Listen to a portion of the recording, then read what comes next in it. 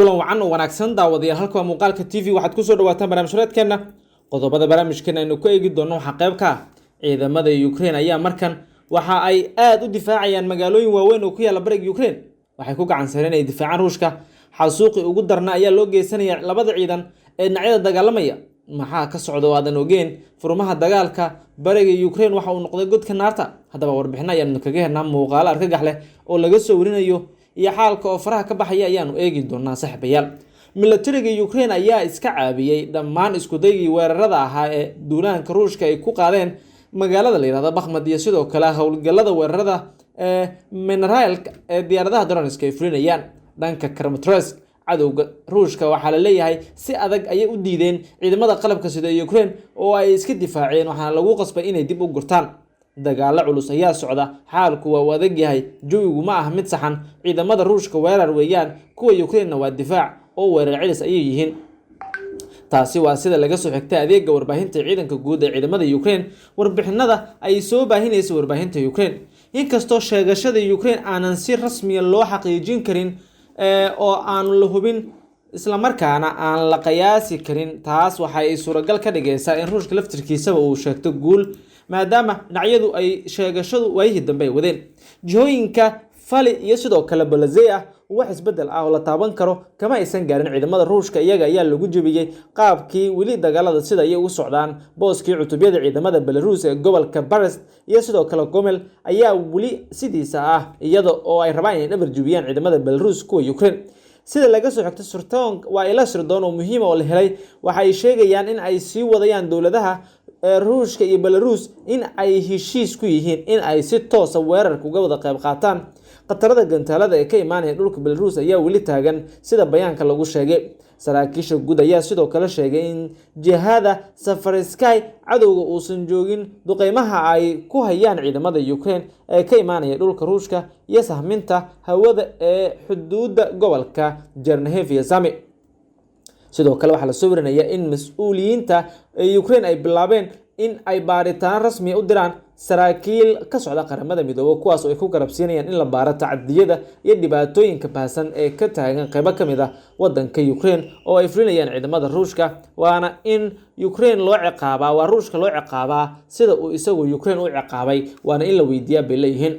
jihada magaalooyin istiraatiiji ayaa laga soo warinayaa waraan qurxanayn iyada oo magaalooyinka Kharkiv marka loo eego dhankaas ay aad u adag tahay in xogaha ka taagan la ogaado maadaama ciidamada Ruushka ay duqeyn la dhacayaan Kharkiv, Chernihiv iyo deegaano kale oo badan oo ka tirsan gobolkan waxaana la soo warinayaa in koonfurta wadanka Ukraine ay martigelinayso markan waqtigeedii dagaalada weerar cirka ah ayaa lagu qaaday duqeymo gantaalo ah ayaa sidoo kale lagu garaacay magaalooyin ka tirsan Kharkiv waxaana la soo warinayaa in xaaladdu ay adag tahay sidoo kale diyaaradaha anduuliyaha wadin ayaa waxa la soo warinayaa in ay duqeymo waaweyn ka geysteen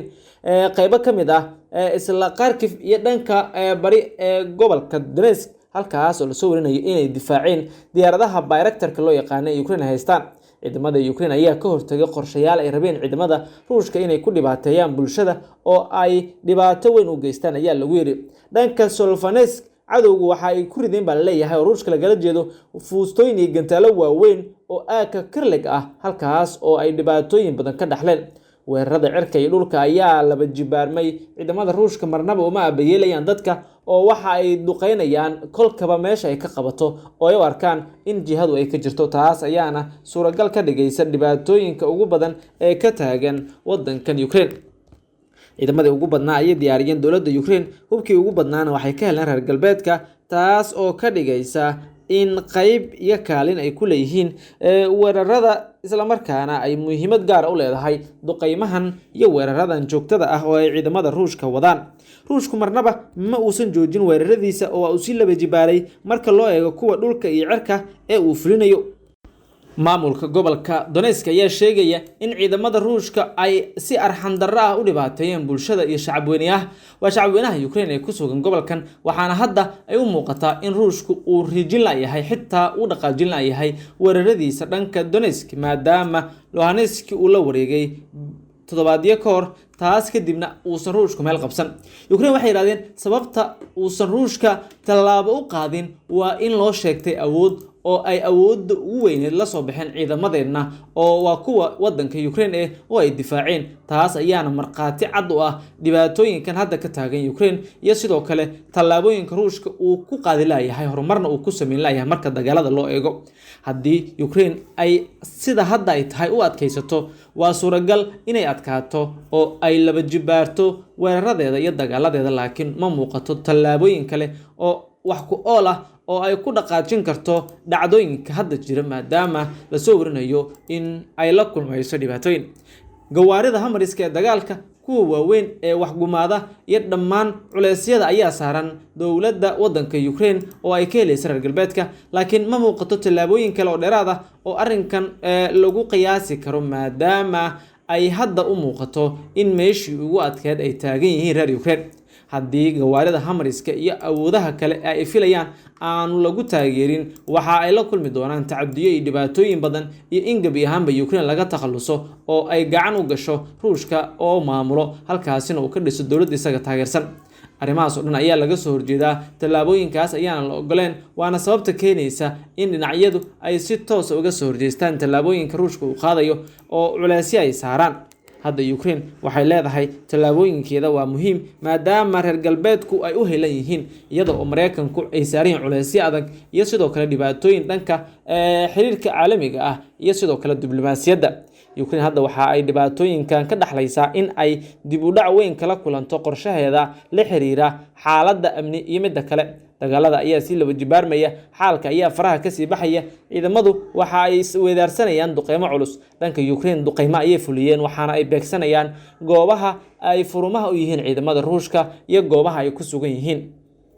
marka aad eegto awoodda ciidamada Ukraine hadda ay leeyihiin oo duqeymaha ah waa ay la tartamayaan dhanka Ruushka. awalkii hore duqeymaha kaliya Ruushka ayaa fuli jiray, laakiin hadda waxay u muuqataa in dhinacyadu ay siman yihiin oo marka Ruushku uu duqeeyo magaalo ku taala Ukraine oo ciidamada Ukraine ay hayaan waxa uu soo jawaabaya gawaarida hamariska hubka culculus oo ciidamada Ukraine ay siiyeen reer galbeedka, kuwaas oo iyaguna ay ku beegsanayaan furumaha dagaalka iyo goobaha kale ay u fahmi karaan ama ay u arkaan in ay ku sugan yihiin ciidamada wadanka Ruushka oo ay difaac kaga jiraan. qorshahaas dhammaantiis waxay u dhigan tahay in ay arki karaan tallaabooyin adag oo ay mar kale ku doonayaan in ay ku bartilmaameysadaan fariisimaha ciidamada Ruushka. dhammaan markii la isku wada soo duubo waxaa la rajeynayaa in isbedelo ay dhacaan, qorshayaashu ay bedelmaan, dagaaladu ay soo gabagaboobaan, xaaladuna ay qabowdo haddii la isku fahmo. laakiin waxa la leeyahay isfahanka ayaa aad u adag oo dhinacyadu ay sii kala fogaanayaan waana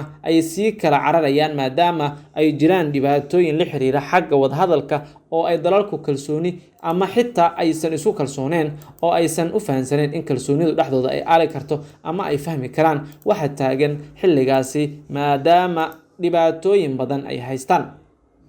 guddaan saaxiibayaal halkaas aynu kusoo gabagabeynaya barnaamij wareedkeena tan iyo qaybta kale intaanu ku kulmi doona saaxiibayaal nabadgelyo.